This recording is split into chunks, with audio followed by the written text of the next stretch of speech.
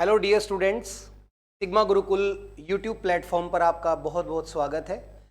मैं मोहित कुमार आप सभी लोगों को पहले तो एडवांस में इंडिपेंडेंस डे की बधाई देता हूं और पढ़ाई के साथ साथ आप लोग अपने देश जहां पर हम लोग पैदा हुए, जहां से हम लोग बड़े हुए, पढ़ाई लिखाई की, तो हम अपने देश का भी हमेशा हमें सम्मान करना चाहिए, क्योंकि इसी देश में हमने वो सारी चीज़ें सीखी। आज हम जिस मुकाम पर भी हैं तो यहीं पर हमने सीखा।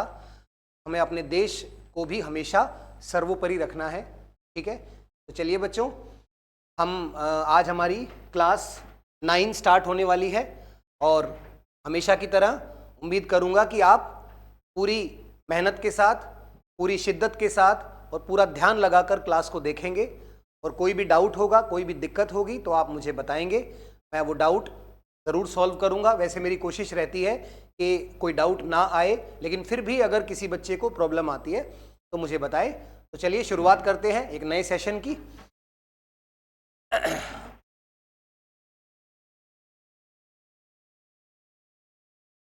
देखिए, पहला क्वेश्चन है हमारे सामने। ए company employed 700 men and 300 women and the average wage was rupees 450 per day. If a man got rupees 50 more than a woman, then the daily wage of the woman is. बड़ा simple सा average का basic question है बच्चों। आप सभी लोगों को average का बेसिक फॉर्मूला जरूर पता होगा। एवरेज कैसे निकालते हैं? एवरेज इक्वल्स टू होता है सम अपॉन नंबर। ठीक है, अब यहां पर हमें एवरेज गिवन है और नंबर गिवन है, तो एक बात बताओ, आपको निकालना है daily ways of A women कितना है। अगर मैं ये मान लूं कि वुमेन का डेली वेज एक्स है, वुमेन का डेली वेज एक्स है, तो टोटल कितनी वुमेन है? 300। मल्टीप्लाई करेंगे एक्स से, तो ये वुमेन का टोटल वेज आ गया, टोटल सम आ गया। और जो मैन है वो वुमेन से उनका वेज 50 रुपये ज़्यादा है, तो ये आ गया मैन का टोटल वेज। और टोटल कितने हैं बच्चों? 1000। और उनका सबका एवरेज वेज क्या गिवन है? 400। बेसिक क्वेश्चन, मैन और वुमेन गिवन है, उन सबका इकट्ठा एवरेज वेज हमारे पास है 450 रुपये। वुमेन का निकालना है, जिसको मैंने एक्स ले लिया, और मैन का वेज वुमेन के वेज से 50 रुपये ज़्यादा है।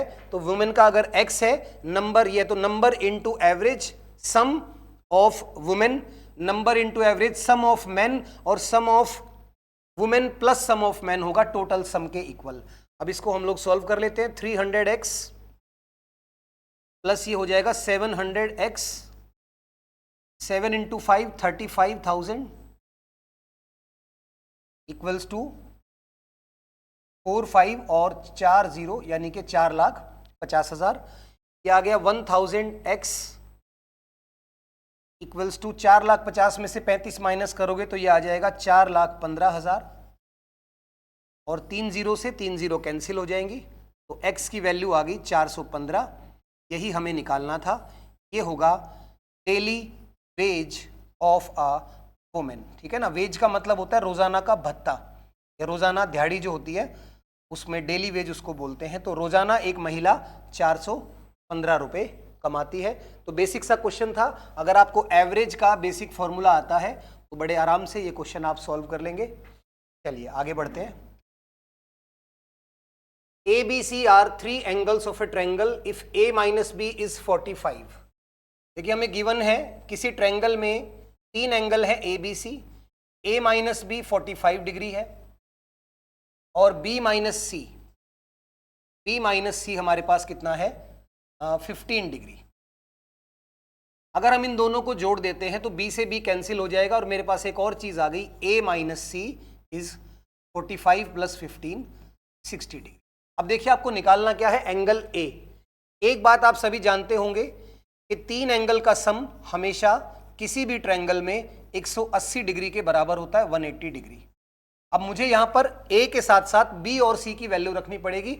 अब देखिए, A माइनस बी 45 है, तो यहां से अगर मैं B की वैल्यू निकालूं, b इधर आएगा, 45 इधर आ जाएगा, तो मैं लिख सकता हूं a प्लस a माइनस 45 और प्लस c की वैल्यू क्या हो जाएगी, a माइनस 60,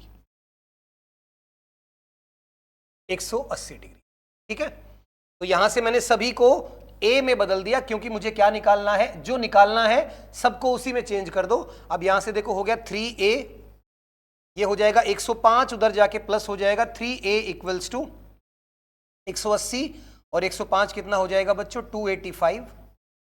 3 से इसको कैंसिल करेंगे तो ये आ जाएगा 95 डिग्री, तो a की वैल्यू कितनी आ जाएगी, 95।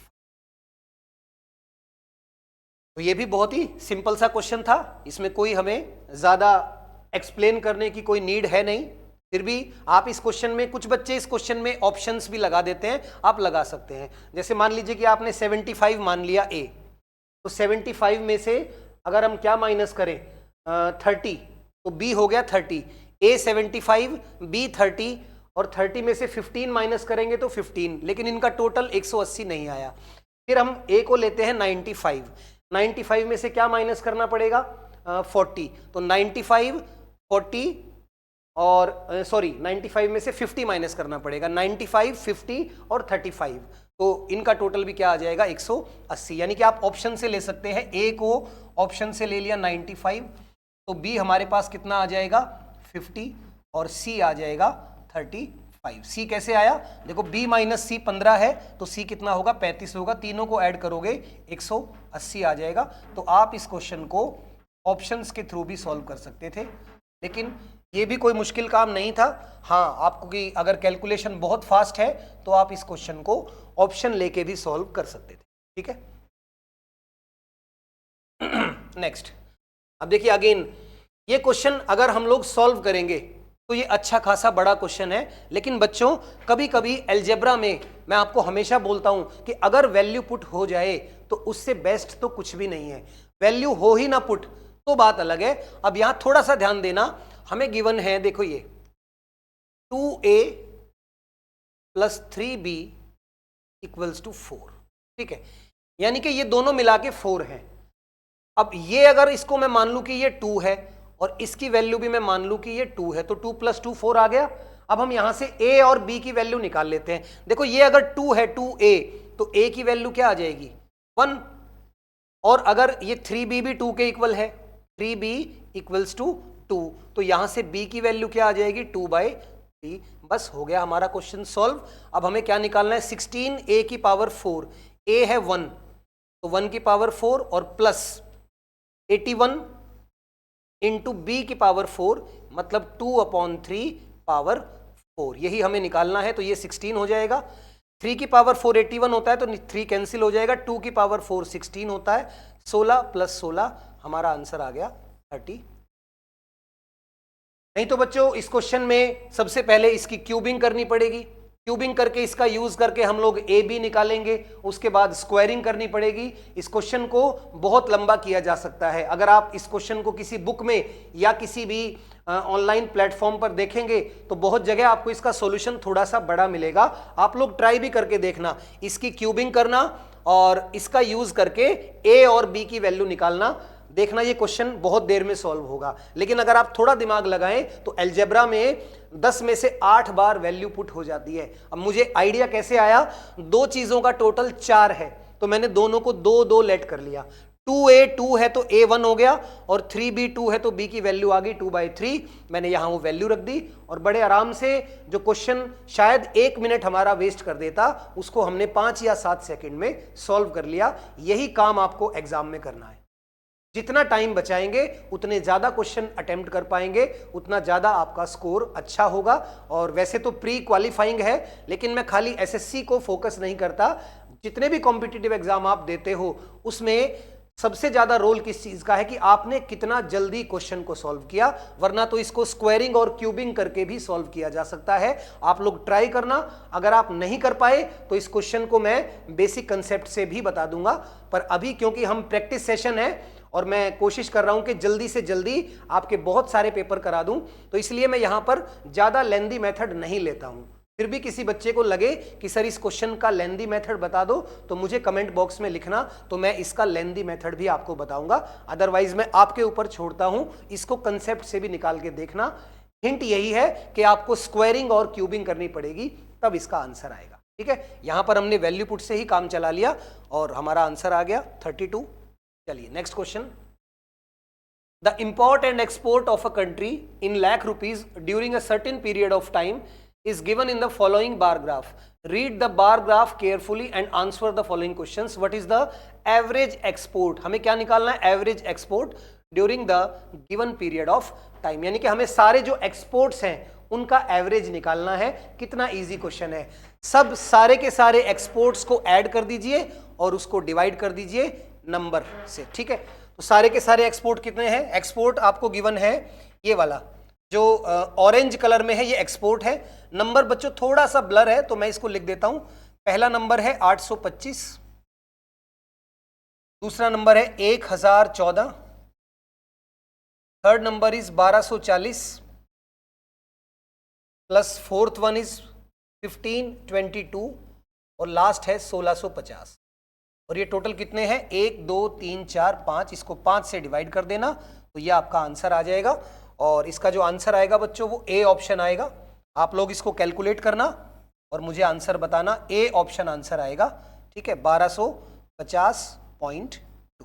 बस अब केवल आपको क्या करना है, इन सबको ऐड करके 5 से डिवाइड करना है और ये आपका आंसर आ जाएगा। तो बिल्कुल इजी क्वेश्चन था। एवरेज निकालना था 5 वैल्यूज का, तो पांचों को ऐड करके और 5 से डिवाइड कर दिया। अभी थोड़ी देर पहले बताया था एवरेज क्या होता है? Total sum upon total numbers. बस उसी का यूज करके हमने क्वेश्चन को सॉल्व कर दिया। चलिए आगे बढ़ते हैं। If the cost price is 72% of the selling price. देखिए कॉस्ट प्राइस सेलिंग प्राइस का 72% है, तो सेलिंग प्राइस को 100 मान लेते हैं, तो कॉस्ट प्राइस 72, 4 से कैंसिल होके ये हो गया 18 और ये आ गया 25। अब हमें निकालना क्या है? प्रॉफिट कितना परसेंट है। प्रॉफिट कितना है बच्चों? यहां पर देखिए 7 रुपए का प्रॉफिट हो रहा है और प्रॉफिट हमेशा किस पे कैलकुलेट होता है? कॉस्ट प्राइस पे। तो 7/18 इंटू 100। बस इसको सॉल्व करना है। 2 से कैंसिल हो जाएगा 9 और 50 और ये आ गया 350/9%। इसको आप डिवाइड करेंगे तो ये आपका 38.89% आएगा, यानी कि ऑप्शन। तो बहुत इजी क्वेश्चन था। सेलिंग प्राइस का 72% कॉस्ट प्राइस है। सेलिंग प्राइस को 100 मान लिया, कॉस्ट प्राइस हो गया 72 और प्रॉफिट का परसेंट निकालना था। प्रॉफिट है 7 रुपए का और प्रॉफिट हो या लॉस हमेशा बेस या किस पे कैलकुलेट होता है? कॉस्ट प्राइस पे। तो 7 का प्रॉफिट हुआ 18 रुपए पे, परसेंटेज निकालेंगे तो इट विल बी 38.89%। चलिए अगला सवाल। What would be the compound interest on rupees 15,750 at 20% per annum in 2 years if the interest is compounded half yearly? देखिए जब कभी भी आपको ये वर्ड आ जाए इंटरेस्ट वाले क्वेश्चन में हाफ ईयरली, ठीक है ना, अगर ब्याज का क्वेश्चन है और अर्धवार्षिक या हाफ ईयरली वर्ड आ गया तो सबसे पहले आपका जो रेट है वो आधा हो जाएगा, यानी 20% का हाफ कर देंगे। तो रेट हम क्वेश्चन में क्या लेंगे? 10%, या इसको मैं 1/10 भी कह सकता हूं। ठीक है, और दूसरी चीज क्या चेंज होगी? जब भी हाफ ईयरली, क्वार्टरली, मंथली ये वर्ड आएंगे तो 2 चीजें चेंज हो जाती है, रेट और टाइम। टाइम क्या होगा? रेट अगर आधा हुआ तो टाइम डबल हो जाएगा। 2 है तो 2/1 से मल्टीप्लाई, यानी कि टाइम हो जाएगा 4 हाफ ईयर्स। बच्चों 4 साल नहीं होगा टाइम, 4 आधे साल। ठीक है ना, क्योंकि अब जो हमारा टेन्योर है ईयरली नहीं है, हमें 6 महीने में इंटरेस्ट निकालना है। तो 2 साल में कितने 6 महीने होंगे? 4 हाफ ईयर होंगे 2 साल में। अब इसके बाद जब भी कंपाउंड इंटरेस्ट का क्वेश्चन आए तो आप एक ही फॉर्मूला यूज किया करो, अमाउंट वाला। कंपाउंड इंटरेस्ट में अमाउंट कैसे निकालते हैं? प्रिंसिपल 1 + R और इसकी पावर T। देखिए मैंने R के नीचे 100 नहीं लिखा क्योंकि मैं R को किस में यूज करूंगा? फ्रैक्शन में। ठीक है ना, अगर आप रेट को फ्रैक्शन में यूज करते हो तो नीचे 100 लिखने की जरूरत नहीं है। अगर आप रेट को परसेंट में यूज करते हो तो नीचे 100 लिखना है, बाकी आएगा वही बाद में। अब यहां से अमाउंट हमें निकालना है। प्रिंसिपल गिवन है 15,750, रेट है 1/10, तो ये हो जाएगा कितना, 10 और 1 11/10 और पावर है 4, तो 11/10 इंटू 11/10 इंटू 11/10 और इंटू 11/10। ठीक है, अब यहाँ से एक 0 से 0 कैंसिल होगी, फिर 5 से कैंसिल होगा 2 और 3 1 5, फिर 5 से कैंसिल होगा 2 और ये आ जाएगा 6 3। अब बच्चों हमारे पास आ गया 63 इंटू 11 की पावर 4 बच्चों क्या होता है 14641 और नीचे है 4 इंटू 10। अब देखिए 4 से ये दोनों में से कोई भी कैंसिल नहीं हो रहा, लेकिन हमारे जो आंसर हैं उसके लिए आप इस 1 को मैं 0 कर लेता हूं, अप्रोक्सीमेट आंसर निकाल लेता हूं। तो 4 से देखो ये कैंसिल हो जाएगा कितने पे, 3 12 26, 4 इंटू 6 24, 2 और 6, ये आ गया 3660 और 0 से ये 0 कैंसिल हो जाएगी। तो हमारा जो अमाउंट है वो कितना आ जाएगा बच्चों 366 इंटू 63।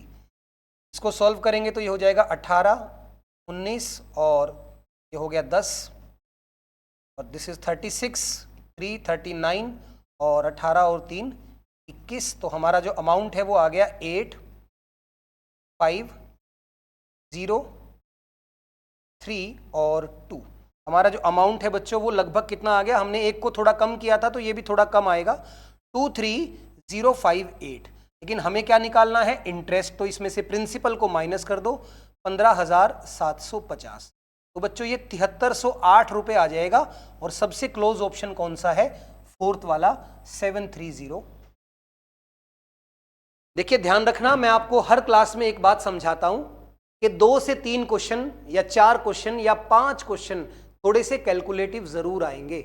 अब ये उसी क्वेश्चन में से एक है, आप कुछ भी कर लें इस क्वेश्चन में, आंसर में देखिए पॉइंट के बाद भी 3 डेसिमल है, इसका मतलब ये क्वेश्चन कैलकुलेटिव तो है थोड़ा सा।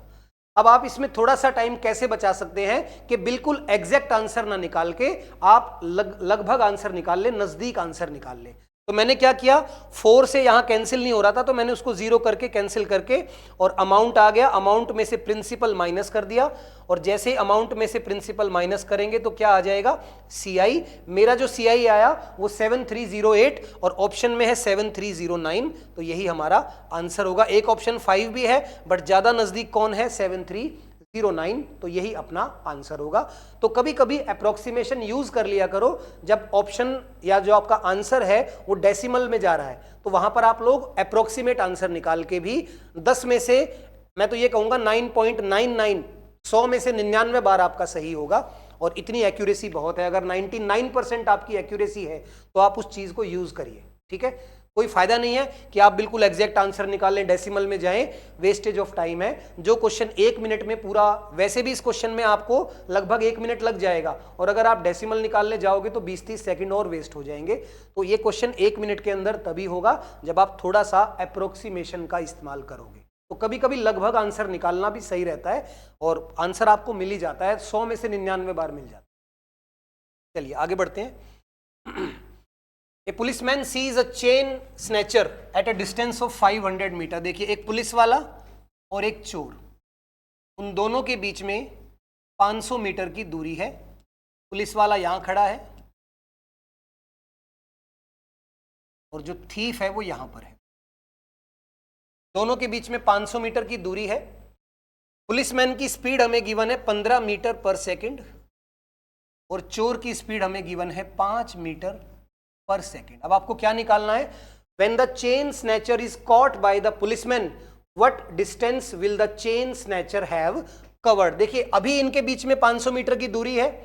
अब चोर जो है वो भागना शुरू करेगा और आपसे पूछा है कि पुलिस वाले के देखने के बाद चोर कितने डिस्टेंस या कितने मीटर भाग पाया। तो आपको पूरा नहीं निकालना, आपको केवल यहां से लेकर और चोर कहां तक जाएगा पकड़े जाने से पहले, ठीक है, केवल वो डिस्टेंस आपको निकालना है। तो सबसे पहले तो टाइम निकालते हैं।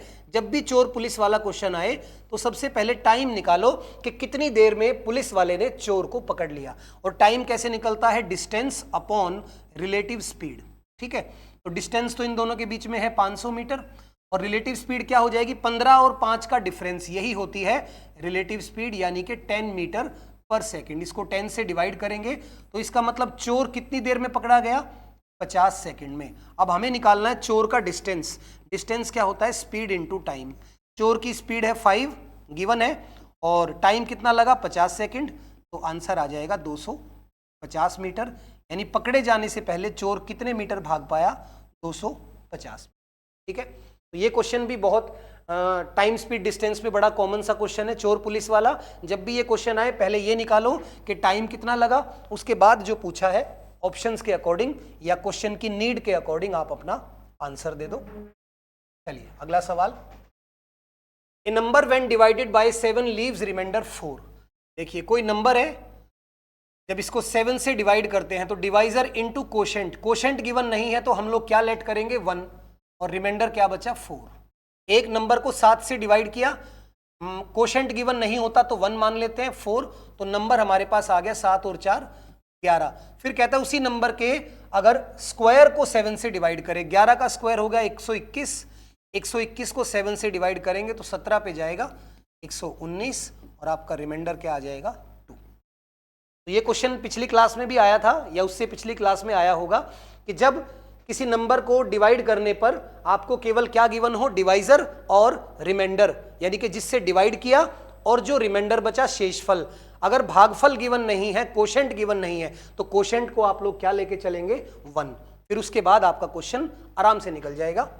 चलिए नेक्स्ट क्वेश्चन, ये एक और हमारे पास क्वेश्चन आ गया pie chart, sorry pie chart नहीं, DI डेटा इंटरप्रिटेशन, और ये है टेबल चार्ट।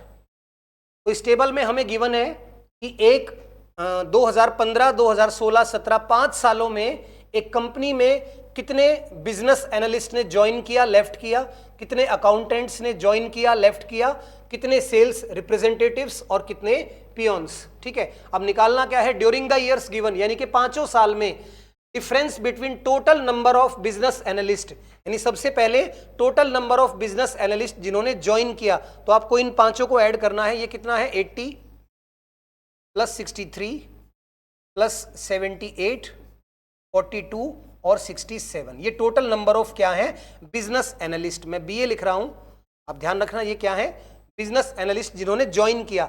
अब ये कितना हो जाएगा टोटल, 8 और 6 14 और 7 21 और 4 25 और 6 31, 310 और 8 3 11 और 2 13 और 7 20, 330 टोटल बिजनेस एनालिस्ट ने कंपनी को ज्वाइन किया पूरे 5 सालों में।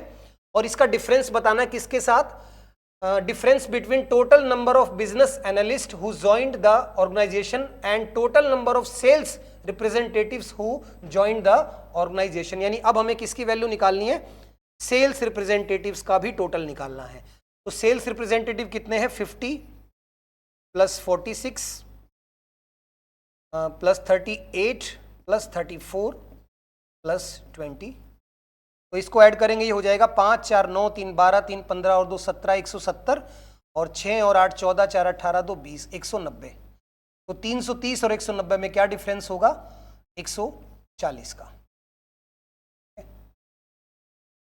330 और 190 में कितना डिफरेंस होगा 140 का, यही अपना आंसर होगा। तो बेसिक सा एक क्वेश्चन था, 2 चीजों का टोटल करके उनका डिफरेंस आपसे पूछा हुआ था। देखिए मैं हमेशा बोलता हूं कि जो DI के क्वेश्चन है वो ज्यादातर आसान ही होते हैं, बस आपको उनको देख के घबराना नहीं है कि कितनी सारी वैल्यूज आ गई, कितने सारे नंबर्स गिवन है। जो क्वेश्चन पूछेगा ना वो बहुत आसान होगा, या तो प्लस माइनस का क्वेश्चन होगा या रेशियो का क्वेश्चन होगा या कभी एवरेज पूछ लेगा या परसेंटेज। DI में ज्यादातर 4 ही चीजें पूछी जाती है, इधर प्लस माइनस, एवरेज, रेशियो और परसेंटेज। ठीक है ना, तो ये 3-4 चीजें ही DI में ज्यादातर आपसे पूछी जाती हैं। जितनी प्रैक्टिस करेंगे 3-4 क्वेश्चन लगभग हर एग्जाम में आते हैं और ये बिल्कुल फ्री का नंबर होता है, बस आपकी कैलकुलेशन ठीक ठाक होनी चाहिए। और इसमें कुछ भी ऐसी रॉकेट साइंस नहीं है, कोई ज़्यादा फॉर्मूले नहीं है, बहुत simple basic percentage, basic ratio, basic average का क्या मीनिंग होता है और बेसिक प्लस माइनस मल्टीप्लाई, ये सब अगर आपको आता है तो DI के सारे क्वेश्चन आप कर सकते हैं। ठीक है, चलिए आगे बढ़ते हैं। Next question, cot B equals to 9। देखिए कॉट B हमें गिवन है 9, कॉट B। अब कॉट क्या होता है, बेस अपॉन परपेंडिकुलर। तो बेस 9 है, परपेंडिकुलर 1 है, तो अगर हम लोग हाइपोटेन्यूज निकाले, देखिए बेस 9 है, परपेंडिकुलर 1 है, तो ये आ जाएगा 9 का स्क्वायर 81 प्लस 1 82, तो हमारा जो हाइपोटेन्यूज है बच्चों, पाइथागोरस लगा के वो कितना आ जाएगा, √82। और हमसे पूछा है sec square B, sec square B. Sec क्या होता है बच्चों, देखिए कॉस का उल्टा होता है, और कॉस होता है बेस अपॉन हाइपोटेन्यूज, तो ये हो जाएगा हाइपोटेन्यूज अपॉन बेस का स्क्वायर। ठीक है, हाइपोटेन्यूज कितना है, √82, तो √82 का स्क्वायर करोगे तो 82 आ जाएगा, और 9 का स्क्वायर करोगे तो 81। यही अपना आंसर होगा 82/81। ठीक है, तो ट्रिग्नोमेट्री का बिल्कुल बेसिक क्वेश्चन था। कॉट बेस अपॉन परपेंडिकुलर होता है, वहां से हमने हाइपोटेन्यूज निकाल लिया, और फिर हमें सेक स्क्वायर बी की वैल्यू निकालनी थी। ठीक है, चलिए next. O is the centre of a circle and P is a point outside the circle. एक सर्कल है, इसके बाहर एक पॉइंट है P, O इसका सेंटर है, PAB इज अ सीकेंट। देखिए सीकेंट, सीकेंट का मतलब क्या होता है, ऐसी लाइन जो किसी सर्कल को बाहर वाले पॉइंट से दो पॉइंट पर कट करती हो। सर्कल के बाहर कोई पॉइंट है और उस पॉइंट से अगर हम सर्कल में एक लाइन खींचे जो सर्कल को दो पॉइंट पर कट करें तो इसे कहते हैं सीकेंट लाइन। तो ये हो गई PAB which cuts the circle eight A and B, and PT is a tangent, और इसी से एक टेंजेंट भी बनाई गई PT। ये आ गई हमारी टेंजेंट PT। अब ध्यान देना बच्चों, जब एक सर्कल में आपको टेंजेंट भी गिवन हो और सीकेंट भी गिवन हो, तो टेंजेंट और सीकेंट में एक रिलेशन होता है, क्या, PT square equals to PA into PB। अब इसमें आपको टेंजेंट निकालनी है, PA गिवन है 3 और AB गिवन है 9, तो PT स्क्वायर इक्वल्स टू क्या हो जाएगा, PA 3 और PB, अब ध्यान रखना 9 नहीं है, 9 कौन है, AB, PB कितना होगा 12, तो 12 इंटू 3 36, और 36 किसका स्क्वायर होता है, 6 का, तो टेंजेंट की जो लेंथ है वो कितनी आ जाएगी, 6 सेंटीमीटर। ठीक है, तो ध्यान रखिएगा ये रिलेशन बहुत काम का है। अगर एक सर्कल में एक टेंजेंट लाइन और एक सीकेंट लाइन दोनों आ जाए, टेंजेंट को बोलते हैं स्पर्श रेखा और सीकेंट को बोलते हैं छेदक रेखा। सीकेंट जो सर्कल को दो पॉइंट पे कट करे, और टेंजेंट जो सर्कल को केवल एक ही पॉइंट पर टच करे, और टेंजेंट और सीकेंट में ये रिलेशन होता है। उसके बाद तो बस कैलकुलेशन है, वो आप कर ही लेंगे, मेनली इस रिलेशन को आप लोग ध्यान रखना।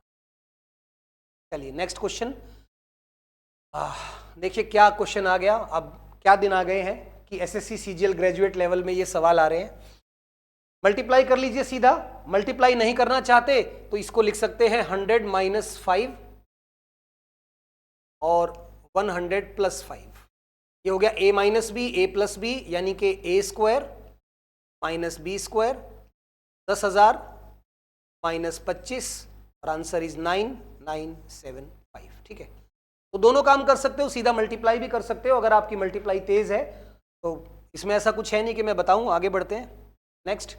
LCM of 2 numbers is 120। दो नंबर्स का एलसीएम है 120, और नंबर्स का रेशियो भी गिवन है, तो हम यहां से क्या निकाल लेते हैं, HCF, क्योंकि किसी भी नंबर का जो एलसीएम है वो उसका HCF और उसके नंबर के रेशियो के प्रोडक्ट के इक्वल होता है। तो HCF × 3 × 8, ये एलसीएम। अब ये 24 से कैंसिल हो गया, हमारा HCF आ गया 5। अब निकालने हैं आपको नंबर्स, और कोई भी नंबर क्या होता है, HCF × रेशियो। ठीक है, तो HCF है 5 और नंबर का रेशियो है 3 पहले वाले का और 8 दूसरे का, तो एक नंबर आ गया 15, एक नंबर आ गया 40, और इनका सम आपसे पूछा है, तो आंसर विल बी 55। ठीक है, ये फॉर्मूला ध्यान रखें। एलसीएम इक्वल होता है किसके, HCF × product of ratio of numbers. Numbers का रेशियो 3:8 है, एलसीएम गिवन है, HCF आ गया 5 और HCF आ गया, तो दोनों रेशियो को HCF से मल्टीप्लाई कर दो, तो एक नंबर 15, एक नंबर 40, दोनों का टोटल 55। ठीक है, चलिए आगे बढ़ते हैं। cos x डिवाइडेड बाई 2 या cos x - √3 sin x divided by 2। अब यहां पर आपकी ट्रिग्नोमेट्री की थोड़ी सी नॉलेज चेक होगी। देखिए दोनों के नीचे 2 है, मैं दोनों को अलग कर लेता हूं। एक तरफ मुझे गिवन है 1/2 × cos x और -√3/2 × sin x। ठीक है, अब 1/2 क्या होता है, cos 60, cos 60 1/2 होता है, साथ में है cos x, और √3/2 क्या होता है, sin 60, तो sin 60 इंटू sin x। अब ये फॉर्मूला बन गया cos a cos b minus sin a sin b, और ये क्या होता है cos a प्लस b, यानी कि cos 60 प्लस x, और यहां सारे जो ऑप्शन है वो पाई में गिवन है, तो 60 बच्चों क्या हो जाएगा π/3, तो अपना जो आंसर आएगा फाइनल वो cos π/3 प्लस x। ठीक है, ये आंसर। तो यहां पर आपको एक फॉर्मूले की नॉलेज होनी चाहिए थी, क्या, cos a माइनस b किसके इक्वल होता है, cos a cos b minus sin a sin b। ठीक है, तो बेसिक ट्रिग्नोमेट्री का फॉर्मूला है ये। जब हम ट्रिग्नोमेट्री पढ़ते हैं तो ये फॉर्मूले शुरू में ही आ जाते हैं, बस आपको इन दोनों को अलग करके और बस ये पकड़ना था कि 1/2 cos 60 पे होता है और √3/2 sin 60 पे होता है, फिर डायरेक्ट फॉर्मूला बन गया और अपना आंसर मैच हो गया। ऑप्शन सी, ऑप्शन सी हमारा आंसर होगा यहां पर। चलिए नेक्स्ट क्वेश्चन। अगेन एक बहुत इजी सा क्वेश्चन आ गया, 12 का cube minus 8 cube minus 4 cube. 12 का क्यूब होता है 1728, 8 का क्यूब होगा 512 और 4 का क्यूब होगा 64। 512 और 64 हो गया 576, 1728 में से माइनस कर दो 576, तो आंसर आ जाएगा 2511, 1152 ऑप्शन। चलिए अगला question. In a triangle A B C right angle at A, देखिए एक ट्रायंगल है A B C, A is the right angle and A D is perpendicular to B C, और ए डी परपेंडिकुलर है B C के, यानी कि ये A D triangle की क्या हो जाएगी, हाइट। एरिया गिवन है 80, और ट्रायंगल का एरिया बच्चों क्या होता है, area equals to half into base into height. Area आपको गिवन है 80, 1/2, बेस भी गिवन है, देखो BC आपको गिवन है 16, ये BC बेस है, ये 16 है, और आपको AD यानी कि हाइट निकालनी है। बिल्कुल इजी क्वेश्चन, 16 से कैंसिल हो गया 5 पे, और 2 इंटू 5 10 सेंटीमीटर आ गई ट्रायंगल की हाइट। तो बेसिक एरिया का formula half into base into height. Area given है, हाइट गिवन है, सॉरी हाइट पूछा हुआ है, बेस गिवन है, तो हाइट आप आराम से निकाल लेंगे। आगे बढ़ते हैं। पाई चार्ट का एक क्वेश्चन आया हमारे सामने। The following pie chart represents the percentage wise distribution of different fruits out of 2500 kg। देखिए टोटल हमारे पास कितने किलो फ्रूट हैं, 2500 किलो, ये टोटल फ्रूट है। अब इसमें से हमें डिफरेंस बताना है, weight of banana and orange at the fruit shop. पहले बनाना है देखो 15%, बनाना है 15% और ऑरेंज है 11%, और हमें इनका डिफरेंस बताना है, डिफरेंट है 4%। तो 4% ऑफ 2500 अगर आप निकालोगे तो ये 4/100, 0 से 0 कैंसिल, तो आपका आंसर आ गया 100 kg। तो बनाना और ऑरेंज के वेट में कितना फर्क होगा, 100 किलो का। बिल्कुल, मैं हमेशा बोलता हूं आपको कि DI का क्वेश्चन बहुत आसान होता है। 2500 किलो फ्रूट है, बनाना 15%, ऑरेंज 11%, और दोनों के डिफरेंस की वैल्यू क्या है ये निकालना है। दोनों का डिफरेंस होगा 4%, और 2500 का 4% क्या आएगा, 100। तो 100 किलो दोनों के वेट में डिफरेंस होगा। नेक्स्ट क्वेश्चन फिर से ट्रिग्नोमेट्री का आ गया। √1 + cos A upon 1 - cos A। ये ट्रेडिशनल क्वेश्चन है, NCERT में ऐसे बहुत सारे सवाल हैं। ऊपर नीचे माइनस कर देंगे साइन चेंज करके, जैसे रैशनलाइज करते हैं। 1 + cos A, 1 + cos A। अब देखिए ऊपर क्या बन गया, 1 + cos A का होल स्क्वायर, और नीचे बन गया 1 - cos A, 1 + cos A, यानी कि 1 - cos स्क्वायर A। ठीक है, जो किसके इक्वल होता है, इसके इक्वल होता है बच्चों ये sin स्क्वायर A के। तो अब स्क्वायर रूट ऊपर नीचे दोनों स्क्वायर बन गया, तो स्क्वायर कैंसिल, और हमारे पास आ गया 1 + cos A upon sin A। 1/sin A होता है बच्चों cosec A, और cos अपॉन sin होता है cot। Cosec A plus cot A, ये अपना आंसर आ जाएगा ऑप्शन बी। ठीक है, तो ये भी बेसिक एनसीईआरटी का क्वेश्चन है। एनसीईआरटी में ऐसे बहुत सारे ट्रेडिशनल क्वेश्चन है ट्रिग्नोमेट्री के, कि जब ऊपर नीचे एक ही चीज साइन चेंज करके हो तो रैशनलाइज करो, स्क्वायर बनेगा, स्क्वायर बनने के बाद जो रूट है वो खत्म हो जाएगा और फिर लास्ट में जो आएगा ऑप्शन के अकॉर्डिंग हम उसको देख लेंगे, क्योंकि आंसर तो ये भी है लेकिन कॉस साइन में ना देके कॉसेक और कॉट में गिवन है, तो मैंने इसको चेंज कर लिया, आंसर आ गया। ठीक है, चलिए अगला question. In triangle ABC the median BE intersect AC at E. एक ट्रायंगल है एबीसी, तो ये मान लेते हैं ये ए, ये बी और ये सी। इसमें बी से मीडियन बनाया गया है जो एसी को ई पॉइंट पर टच करता है। ये बी ई क्या है बच्चों? मीडियन है, हिंदी में इसको कहते हैं माध्यिका। और जी जो है बच्चों वो सेंट्रॉइड है। जी क्या है? सेंट्रॉइड, या हिंदी में कहते हैं इसको केंद्रक। अब एक बात आपको जरूर पता होनी चाहिए कि जो मीडियन है वो अपने आप को 2:1 में डिवाइड करता है।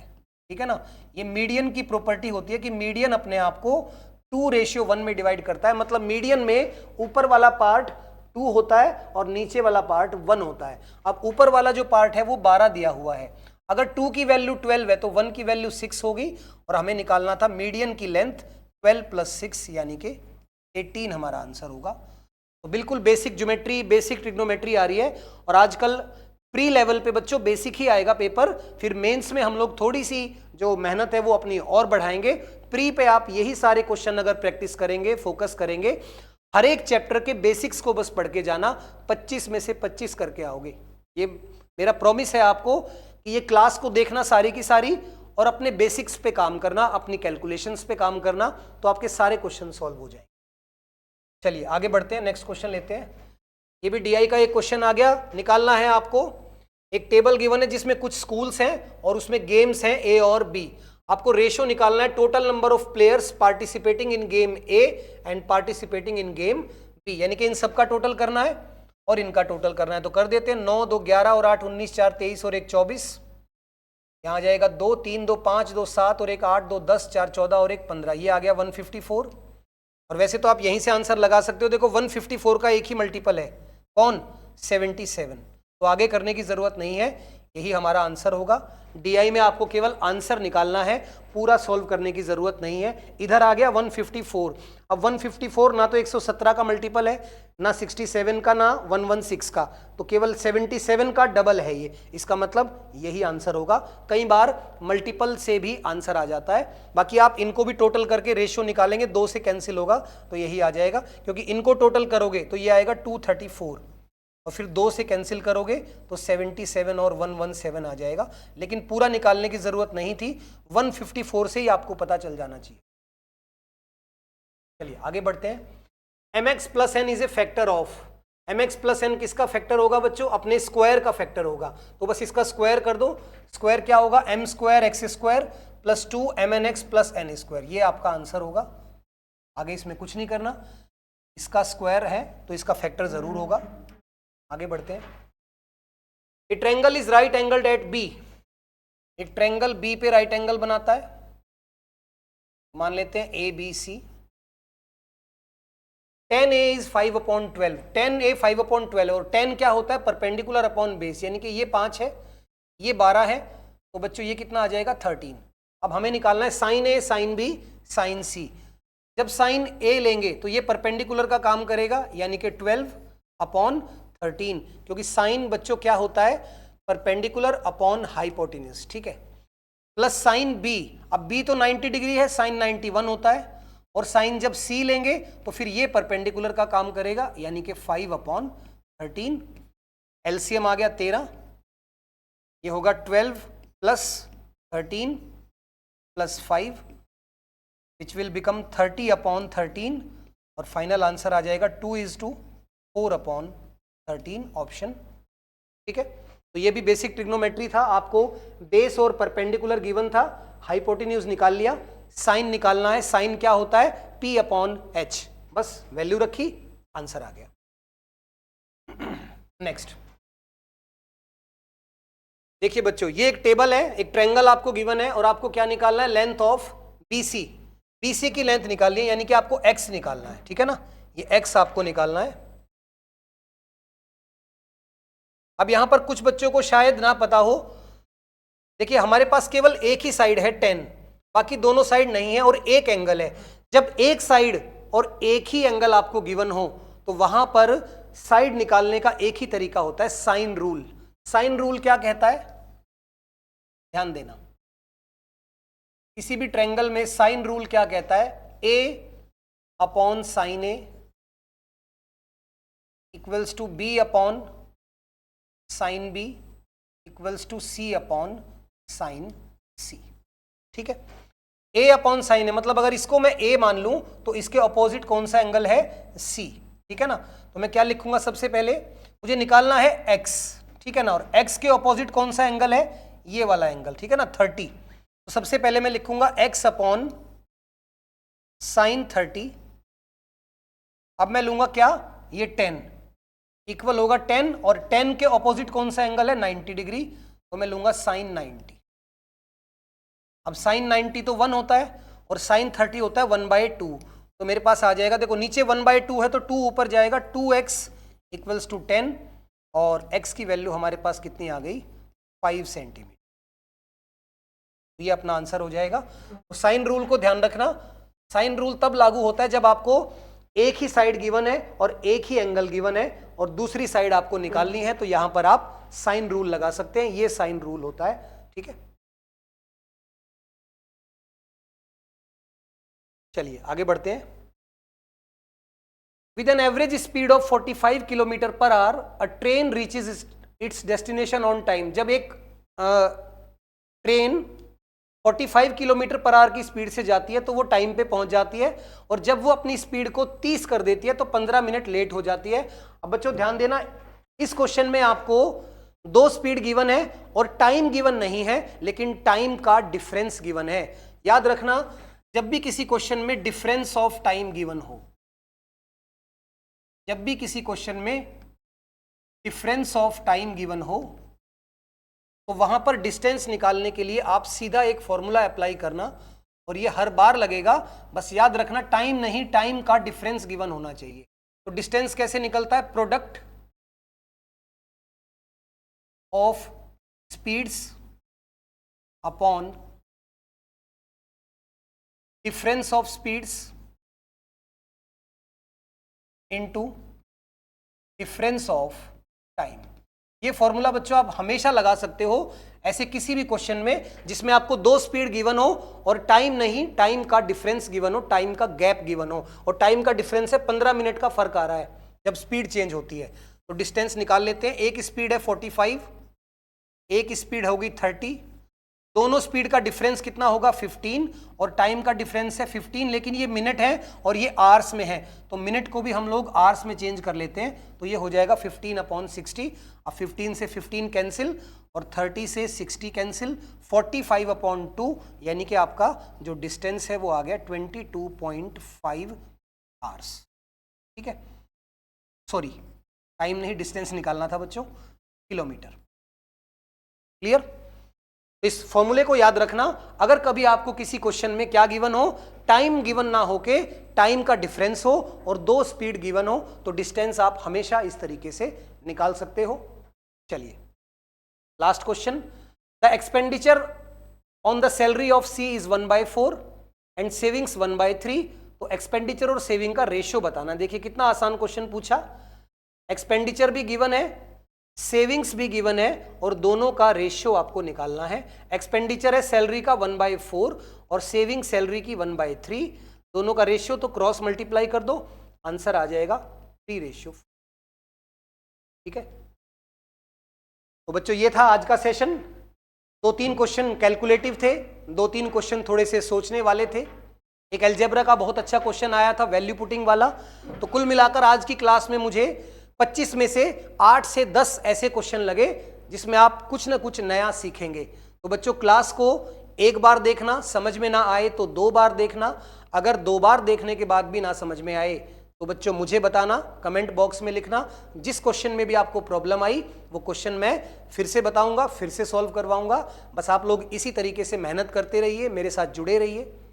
हम ऐसे ही आपको रोज़ाना पढ़ाते रहेंगे जब तक आपका एग्ज़ाम नहीं हो जाता। Daily, almost daily. देखो कभी कभी कोई इमरजेंसी हुई तो क्लास नहीं भी हो पाती है, लेकिन हम कोशिश करते हैं कि रोज़ाना आपको क्लास दी जाए।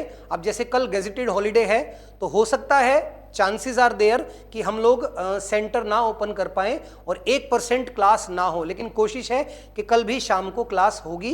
लेकिन फिर भी मैं एडवांस में आपको इंडिपेंडेंस डे की बधाई देता हूं। सिग्मा गुरुकुल की पूरी टीम की तरफ से आप सभी लोगों को हैप्पी इंडिपेंडेंस डे। बच्चों, मेरा भारत महान। जय हिंद, जय भारत, नमस्कार।